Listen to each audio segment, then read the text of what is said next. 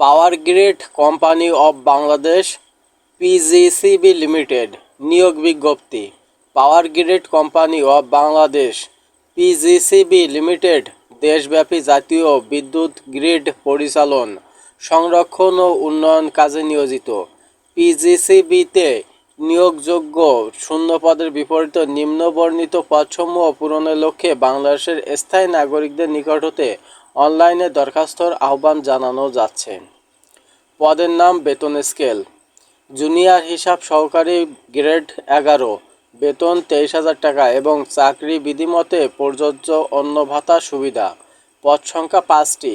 শিক্ষাগত ও অন্যান্য যোগ্যতা: accounting, finance and banking, AIS বিষয়ে দ্বিতীয় শ্রেণীর বিবিএস সম্মান ডিগ্রি, কম্পিউটার ব্যবহারের দক্ষতা থাকতে হবে। জুনিয়র প্রশাসনিক সহকারী গ্রেড 11, বেতন 23,000 টাকা, চাকুরি বিধিমতে প্রযোজ্য অন্যান্য ভাতা সুবিধাদি। ইউজিসি অনুমোদিত বিশ্ববিদ্যালয় হতে যে কোনো বিষয়ে কমপক্ষে দ্বিতীয় শ্রেণীর স্নাতক সমমান ডিগ্রি, কম্পিউটার ব্যবহারের দক্ষতা থাকতে হবে। কারিগরি সহায়ক ও এ&এম বেতন গ্রেড 15, বেতন স্কেল 14,500 এবং চাকুরি বিধিমতে প্রযোজ্য অন্যান্য ভাতা সুবিধাদি। পদ সংখ্যা 150 জন। কারিগরি শিক্ষা বোর্ড হতে কমপক্ষে দ্বিতীয় বিভাগে general electronics, general electrical works, electrical maintenance works, computer ও তথ্য প্রযুক্তি, প্লাম্বিং, পাইপ ফিটিং ট্রেডে কমপক্ষে দ্বিতীয় বিভাগে এইচএসসি ভোকেশনাল দাখিল বিজ্ঞান, এইচএসসি বিজ্ঞান উত্তীর্ণ।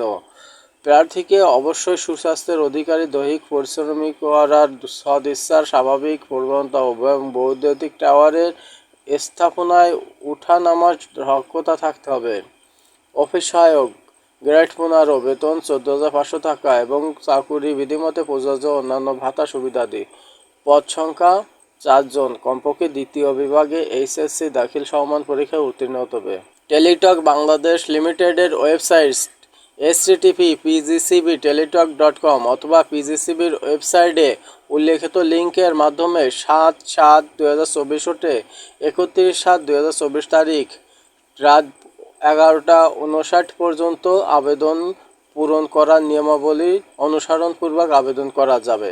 বর্ণিত পদে আবেদন ক্ষেত্রে 800 টাকা টেলিটক বাংলাদেশ লিমিটেডের কোনো মোবাইল সংযোগ হতে এসএমএস-এর মাধ্যমে প্রেরণ করতে হবে। এবার দেখে নেওয়া যাক যে কোন কোন জেলার লোকজন আবেদন করতে পারবেন না।